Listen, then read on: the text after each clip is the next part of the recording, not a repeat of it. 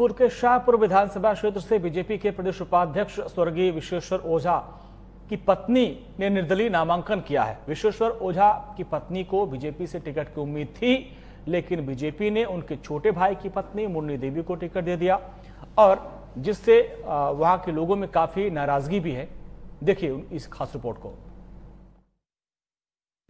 नमस्कार, मैं मनोज कुमार सिंह। बात करेंगे बिहार विधानसभा चुनाव को लेकर। आज भोजपुर के शाहपुर विधानसभा क्षेत्र में मौजूद है, जहां ये ब्राह्मण बहुमूल क्षेत्र माना जाता है। यहां पे जो भी खड़े होते हैं वो ब्राह्मण समुदाय के ही ज़्यादा लोग रहते हैं। हालांकि पिछले बार लगातार 2 बार यहाँ पे विधायक रह चुकी मुन्नी देवी, जो विश्वेश्वर ओझा जी के चेहरा पर हमेशा चुनाव जीतने का काम करती थी। सच्चाई तो ये भी था कि विश्वेश्वर ओझा को देखकर ही लोग वहाँ पे वोट भी देते थे, इसलिए कि पुराने भाजपाई थे, भाजपा के राष्ट्रीय उपाध्यक्ष भी रह चुके ये। और इस बीच में उनकी हत्या होने के बाद अब उनकी पत्नी दावेदारी कर रही हैं यहाँ। अब भाजपा से नाराजगी भी जता रही हैं। इतने दिन पति को भाजपा में रहना और उनकी हत्या के बाद अब उनको टिकट ना देना, तो कहीं ना कहीं ये तय है कि यहाँ पे काफी लोग नाराज दिख रहे हैं। आज उनके लड़के भी हमारे साथ मौजूद हैं, राकेश ओझा। राकेश जी, जानना चाहेंगे, आप लोग शुरू से भाजपा ही रहे हैं, अचानक आप लोग आज भाजपा से मतलब मुंह मोड़ के अब निर्दलीय लड़ने का प्रोग्राम बना दिया, नॉमिनेशन भी करा लिया निर्दलीय के लिए? नहीं बनाया। उसके बाद से यहाँ के क्षेत्र की जनता का जो डिमांड था, मान लीजिए हम राजनीति करें और क्षेत्र की जनता का मनोबल ही टूट जाए तो कल से हमको कौन पूछेगा? तो वो अपनी जनता के साथ ही नहीं रहेंगे किसी परिस्थिति में, तो पार्टियों में क्यों पूछेंगे आगे चलकर? हमको जनता ही ना भारतीय जनता पार्टी का नेता बनाई थी, हमारे पिताजी को, या फिर भारतीय जनता पार्टी में जिताकर भेजने का काम की थी।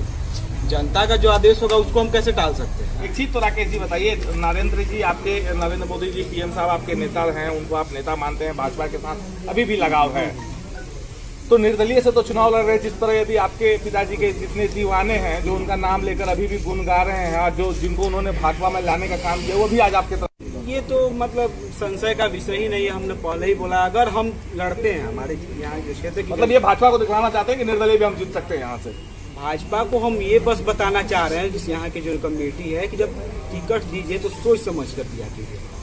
भारतीय जनता पार्टी से जो आपको जैसा पता होगा, हर एक लोग को हम लोग जोड़े हैं। यहाँ से भारतीय जनता पार्टी का प्रत्याशी हार जाता है, वापस राजद जीत जाता है, तो दुख हम लोग को होगा, हम लोग के दिल में दुख होगा। हम लोग जोड़कर यहाँ पर झंडा लेकर घूमे हर जगह, और हमारे ही प्रत्याशी हार। ऐसा प्रत्याशी को टिकट क्यों दीजिएगा जो यहाँ से हार जाए?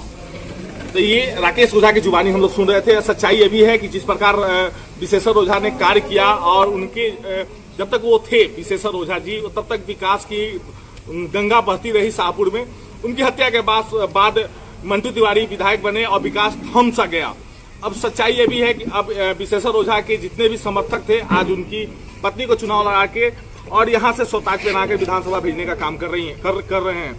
सहयोगी वाल्मीकि पांडे के साथ